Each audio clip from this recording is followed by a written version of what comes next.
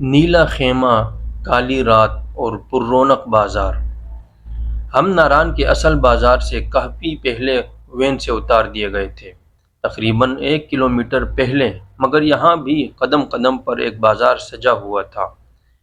ہم نے بلال کو سامان کے پاس نگرانی کے لیے کھڑا کیا اور تصور سمیع کے ساتھ ناران میں اپنے قیام گاہ کے لیے کوئی مناسب سا ٹھکانہ ڈھونڈنے نکل کھڑے ہوئے۔ سڑک کے دونوں کناروں پر عارضی قیام گاہیں قائم کی گئی تھیں۔ ان میں ٹین کی چادروں والے چھوٹے چھوٹے عارضی کمرے بھی تھے اور چھوٹی چھوٹی خیمہ بستیاں بھی دریا کنارے بسائی گئی تھیں۔ ہر 4 یا 5 خیموں کا ایک مالک تھا، جس نے 4 5 خیموں کے ساتھ بالکل اجتماع گاہ کی طرز پر 2 عارضی بیت الخلاء بنا کر گویا پیکیج مکمل کر لیا تھا۔ ہماری متلاشی نگاہوں کو پہچان کر سب سے پہلے ایک ٹین کمرے والے نے ہمیں آواز دی، "صاحب، کمرہ چاہیے؟ آؤ دیکھ لو، ریاض کے ساتھ بہت اچھا کمرہ ہے۔" ہم سڑک سے اتر کر اس کی طرف چل پڑے۔ اس نے بہت ساری چابیوں کے گچھے میں سے بمشکل ایک چابی ڈھونڈی اور تالا کھولا۔ چھوٹے سے مستطیل کمرے میں 2 میلے سے بستر بچھے ہوئے تھے۔ ایک چھوٹی سی روشن دان ٹائپ کھڑکی دریا کی سمت کھل رہی تھی، اور بس۔ ہم نے بتایا کہ ہم 3 نفر ہیں۔ "کوئی بات نہیں صاحب، تیسرا بستر یہاں لگا دیں گے۔" اس نے جو تھوڑی سی جگہ پائنتی بچ رہی تھی اس طرف اشارہ کیا۔ صاحب اور مادام کے قدموں میں رات بھر بلال کے لوٹتے رہنے کا خیال ہمیں کچھ ظلم سا لگا۔ تصور نے کرایہ دریافت کیا تو بولا، "ابھی 2500 کرایہ چل رہا تھا، آپ 1500 دینا۔" ہم نے کہا، "ٹھیک ہے، ہم مزید جگہ دیکھ کر کچھ فیصلہ کریں گے۔" وہاں سے آگے بڑھے تو سڑک کے بائیں طرف کچھ خوبصورت ہٹ بنے نظر آئے۔ اندازہ تھا کہ وہاں کرایہ زیادہ ہوگا، مگر پھر بھی دیکھنے میں کیا حرج تھا؟ ہمارے پاس یہاں کام ہی کیا تھا، دیکھنے ہی تو آئے تھے۔ ایک لڑکے نے ہمیں کمرہ دکھایا، کافی بہتر حالت میں تھا۔ گرم پانی کی سہولت بھی تھی، کرایہ بھی مگر کافی بہتر تھا، 3000 روپے۔ ہم نے بھاگنے میں ہی عافیت سمجھی اور چپکے سے پتلی گلی نکل لیے۔ اب ہم نے خیمہ والوں سے بات کرنے کا سوچا۔ سامنے ہی ایک تبلیغی حلیے والے صاحب واسکٹ پہنے کھڑے تھے۔ نظروں سے نظریں ملی تو ان کے گلابی ہونٹوں پر پیاری سی مسکان سج گئی۔ ہمیں یہ مسکان کاروباری نہیں بلکہ خیر مقدمی محسوس ہوئی۔ نہ جانے کیوں ہمیں وہ بندہ پہلی ہی نظر میں بہت اچھا لگا۔ اس کی طرف بڑھے تو اس کی مسکراہٹ گہری ہو گئی۔ مصافحہ کر کے اس سے خیمے کی بابت پوچھا تو بڑی خوش دلی سے بولا، "ہاں ہاں ہے نا، آپ جیسے نیک لوگوں کے لیے ہی تو ہے۔" ہمارے ماتھے پر پسینہ آ گیا۔ وہ ہماری شرمندگی سے بے خبر ہمارا ہاتھ پکڑے دریا کی طرف چل پڑا۔ چند قدم پر 5 نیلے خیمے ترتیب سے لگے ہوئے تھے، جن کا رخ کنہار کی طرف تھا، جو بمشکل 20 25 قدم پر آہستہ روی سے بہہ رہا تھا۔ خیمے کی زپ کھول کر وہ ہمیں اندر لے آیا۔ اب شاید یہ آدمی کی نفسیات ہے کہ اسے کوئی اچھا لگ جائے تو اس سے وابستہ چیزیں بھی اچھی لگنے لگتی ہیں، سو ہمیں بھی وہ خیمہ پہلی نظر میں بھا گیا۔ خان صاحب کراچی میں کافی عرصہ گزار چکے تھے۔ ہمارے کراچوی ہونے کا سنا تو جذباتی سے ہو گئے۔ ہم نے لوہا گرم دیکھا تو فوراً چوٹ مارنے کا سوچا۔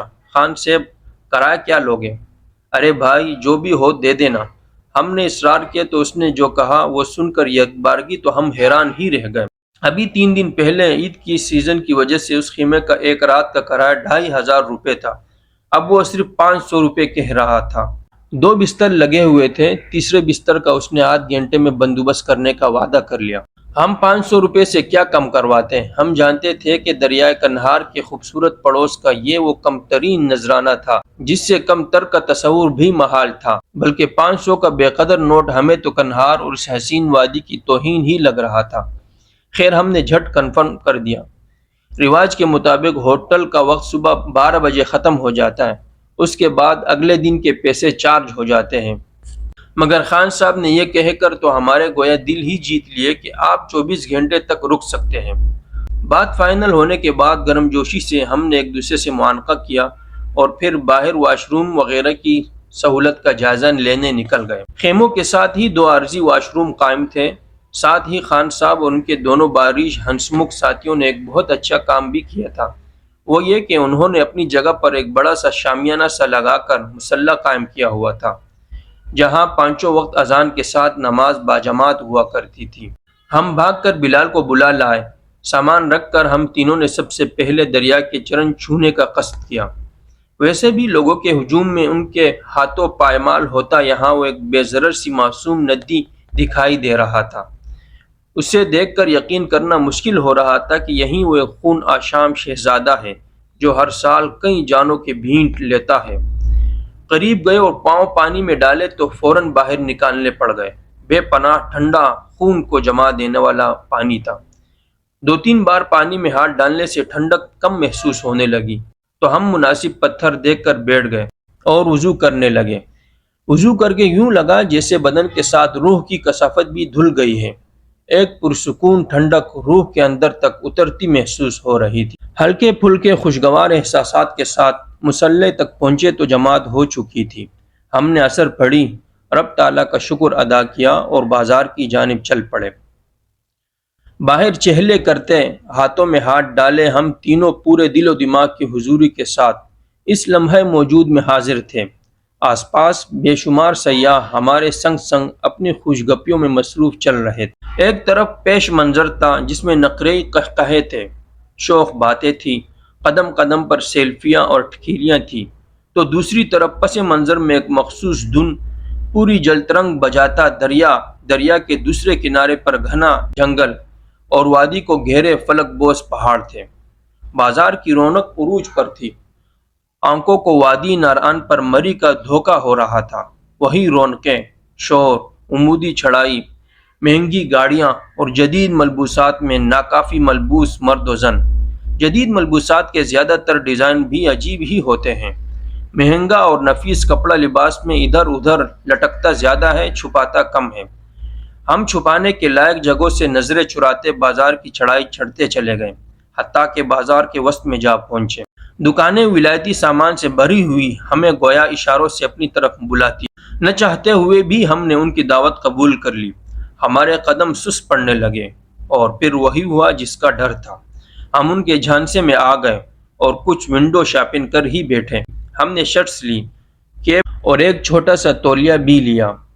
ریٹ ہمیں شہروں سے اچھے خاصے زیادہ محسوس ہوئے۔ بہرحال باہر نکلے تو سامنے تھڑے سے بھاپ اڑتی دیکھ کر چائے کا موڈ بن گیا۔ ماحول میں ہلکی سی خنکی تھی جو بتدریج بڑھ رہی تھی۔ مغرب کا وقت بس قریب ہی تھا۔ ہم چھوٹے سے ہوٹل میں جا بیٹھے، 2 چائے میٹھی اور ایک پھیکی کا آرڈر دے کر بیٹھے ہی تھے کہ اچانک آسمان پر مشرق میں موجود بلند چوٹیوں پر نظر پڑ گئی۔ چند ثانیوں کے لیے ہم دنگ رہ گئے۔ زمین پر چلنے والوں کو معلوم ہی نہیں تھا کہ بہت اوپر چپکے چپکے سورج کی کرنیں، بادل، پہاڑ اور برف مل کر ایک حسین کھیل کھیل رہے تھے۔ ایک لازوال منظر تخلیق ہو رہا تھا۔ دراصل شہنشاہ خاور کی آج کی حکومت کا زوال شروع ہو چکا تھا۔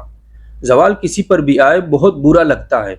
حسن پر زوال آئے تو جوانی میں چاند اور گلابوں کو شرماتی، ناظرین کے ہوش و حواس پر بجلی گراتی ملکہ حسن بہت جلد ایک مکروہ صورت بڑھیا میں بدل جاتی ہے۔ زوال حکومتوں پر آئے تو بڑے بڑے پرجلال شہنشاہ کسی چونٹی کی طرح عاجز اور درماندہ نظر آنے لگتے ہیں۔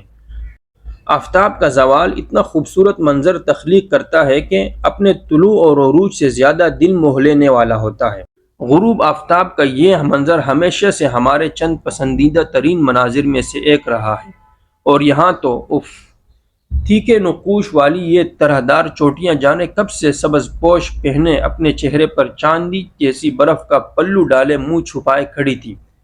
ڈوبتے سورج کی سنہری کرنوں نے اول سفید روئی کے گالوں جیسے بادلوں کے مانگ میں افشا بھری، اور پھر یہ افشا بادلوں سے چن کر چوٹیوں تک پہنچی تو گویا لگا جیسے بیوائیں سہاگن ہو گئی ہوں اور سفید پلو اتار کر انہوں نے سنہری زرتار آنچل اوڑھ لیے ہوں۔